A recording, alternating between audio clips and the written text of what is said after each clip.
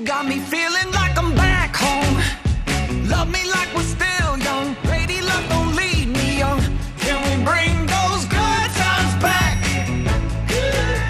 Welcome to Suits on Suits LA. We're your hosts, Quinn and Jared Mayberry. We're brothers and practicing lawyers. On this episode, we're going to break down the pilot. So this is the first one.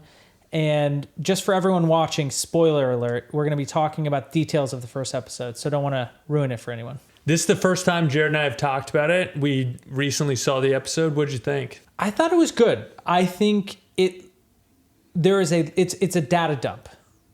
And so I think there's going to be a lot to unpack over the first season. Tell us a little bit more about what you mean by that. Yeah, I mean, I think, we understand Ted's origin story. We understand kind of what happened with him and the co-founder of the firm. The co-founder of the firm leaves. I mean, there's just so much going on in this first episode. It's kind of hard to have a value judgment.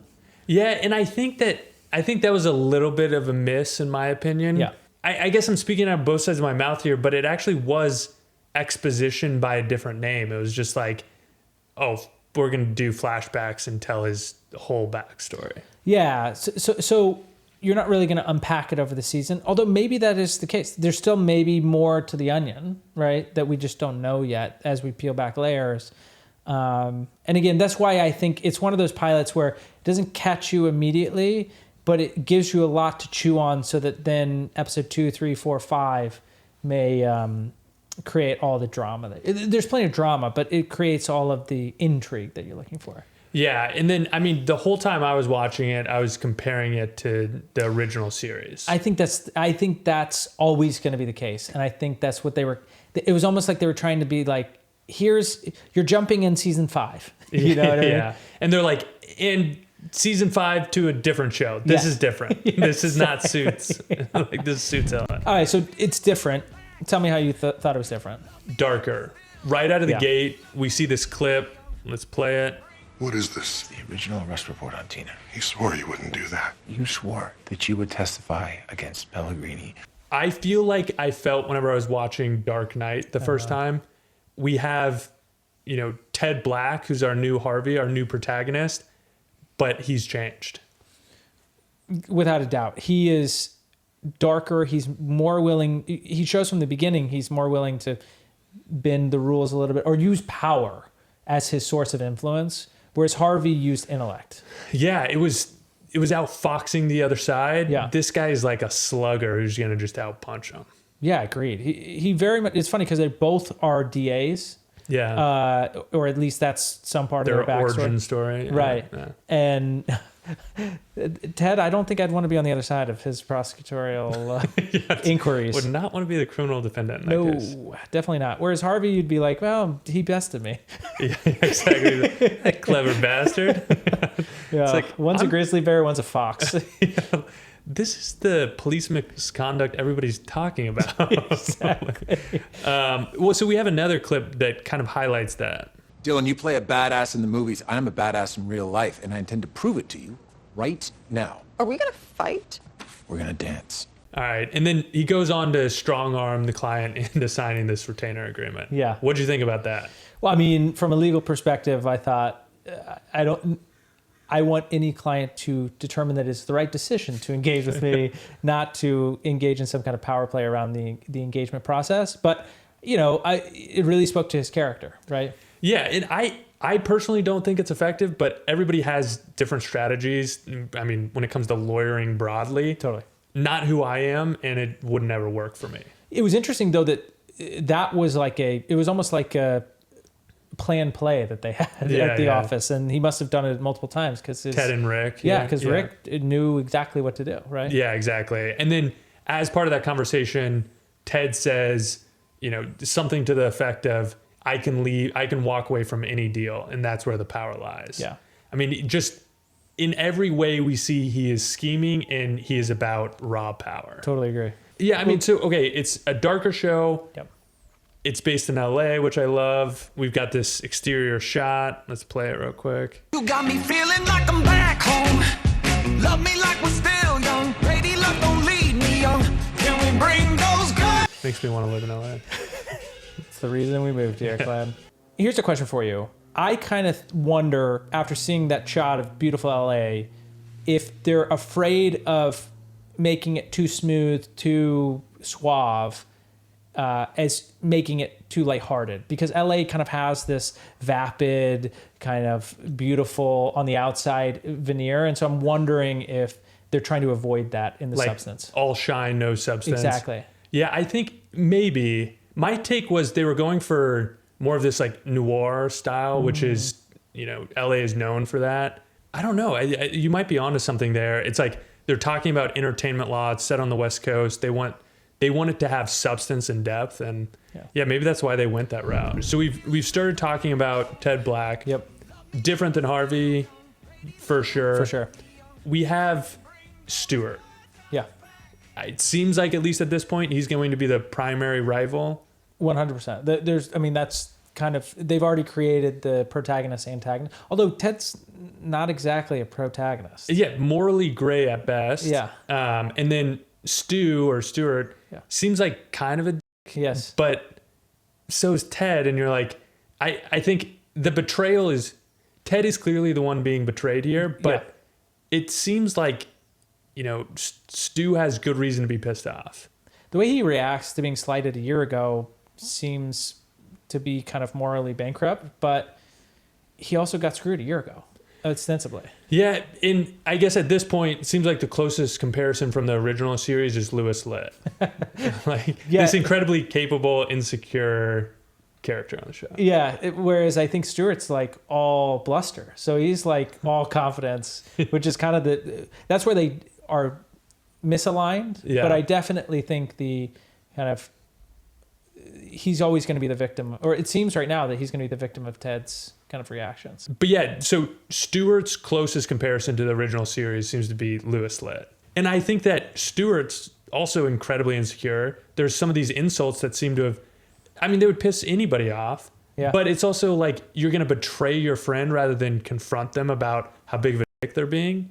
It's like, that's a very insecure move. And so I feel like Lewis's insecurity is portrayed as comedy, whereas Stuart's is portrayed as like he's an asshole. That's actually pretty insightful. I hadn't taken it as insecurity because it was projecting confidence, and I was kind of waiting to see if that's confidence was going to parlay in a competence, which we don't see in this episode because no real substance occurs. But I actually think you're probably right. It's just insecurity. All right, so the betrayal we're talking about, for anybody who hasn't seen it, Stuart, after the merger is signed, Stuart steals a bunch of clients and attorneys from the firm that he was at with Ted. Yeah. I have been bringing you along for the ride for 10 years. You said you were a lion and I was a flea in front of everyone. It was a negotiating tactic to get more... This firm would be nothing without me! They make Ted such an anti-hero in this first episode that you almost wish Stuart were more like Louis, such that you could actually like him. Because I think what you're looking for is to find I guess I kept thinking as I was watching the episode, who do I like? And that answer never bubbled up. And I kind of wonder, I'm hopeful that over episode 2, 3, 4, we find out who we actually like. Because right now I don't like anybody. So let's talk about Stuart taking the clients. Would you get sued for doing this in real life? Oftentimes in a partnership agreement, there's going to be a non-solicit, which means that they can't solicit the clients while they're still connected to the firm. I think they kind of talk about this briefly as he's like, I got you to sign the merger agreement. And I think what he's saying is, you've kind of agreed that we're moving over to this other firm, but we're moving without you some way. Like you weren't part of the merger. You've signed the agreement such that we left and you didn't. And maybe the idea is that there's some gray area where the non-solicit isn't applicable in that period. I think that's kind of what they're trying to play out. I think you're exactly right. It's like the new firm has been formed and effectively Ted's been fired from it. Yeah. And so then under those circumstances, if he's no longer subject to the old firm's non-solicit, then he wouldn't be subject to a non-solicit of those clients. And then Stuart wouldn't be subject to a non-solicit either. So I think the idea is they're trying to clear the path so that they can both go after the clients. So then we're also introduced to Erica and Rick. We're introduced to them through their competition for the entertainment chair. Yeah, to be the head of the entertainment practice. It's funny because there is some glimmer of hope that you may like these two characters. At the beginning, Rick is likable, although he's kind of like too earnest. And then I think with Erica, it was kind of like she seemed like a super ambitious person. And by the end, she was, going to stay with ostensibly the protagonist, Ted, and showing some level of loyalty to Ted. But the way she did it, not the most appealing, right? But so back to Ted, what did you think about his mentorship style here, pitting them against each other, essentially? I mean, it's very Machiavellian. I would, on brand with the Ted we've been introduced to.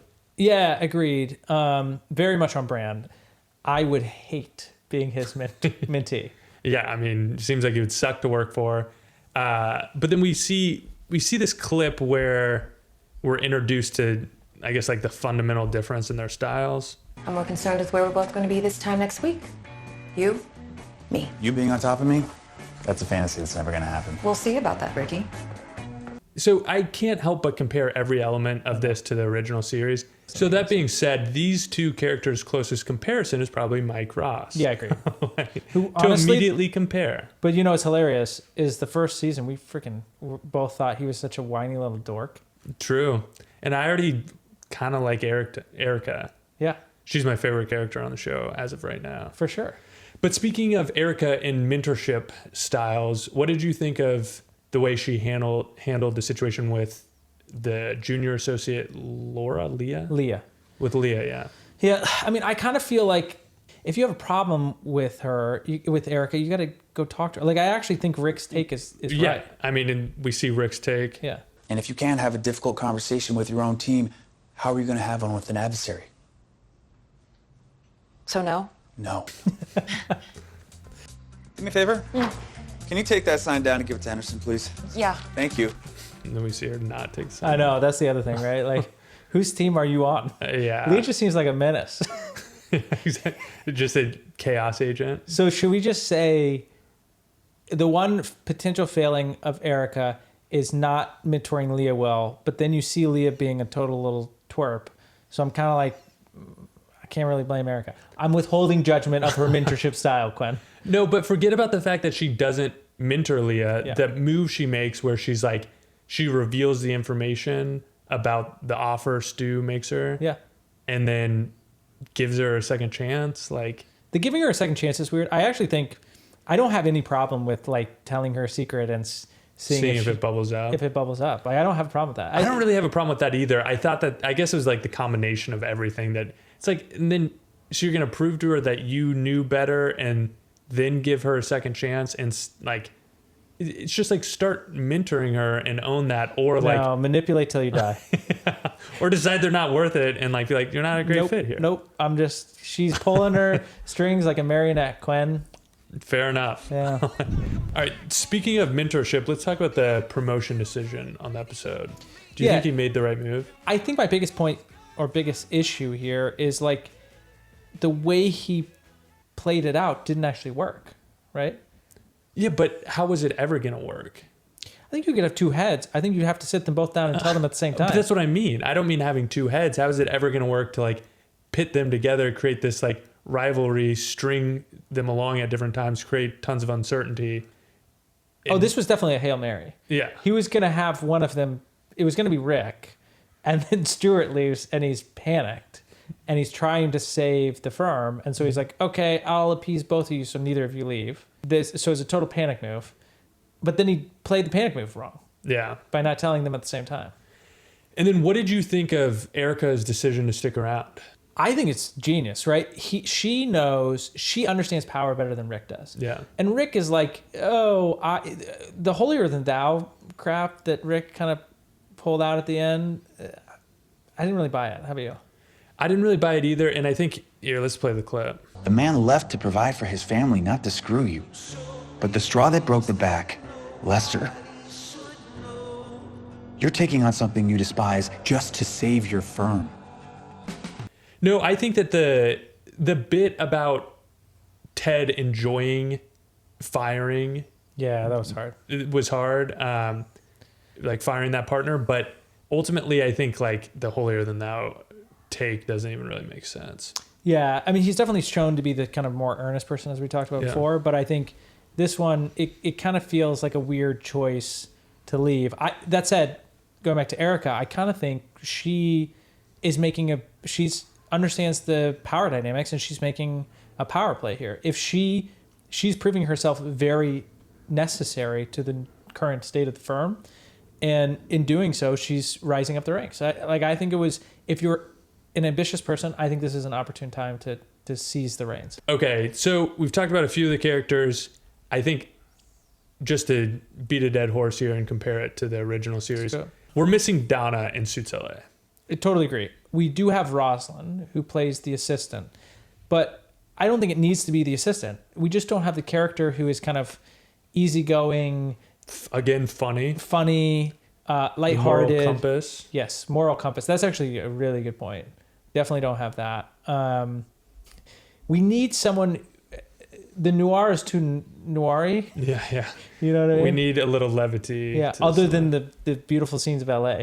Finally, we're introduced to Kevin. I want to see more of this develop. It's like Kevin from Scranton seems like a fun character. Maybe he's the guy that we like. Yeah, exactly. Maybe there's somebody for us to latch on to. Yeah. All right, so final verdict. Tell us what you thought of this episode. Yeah. Or what did we miss? My biggest issue is that I need to have more information. I need them to develop the characters. I need someone to show themselves as the protagonist.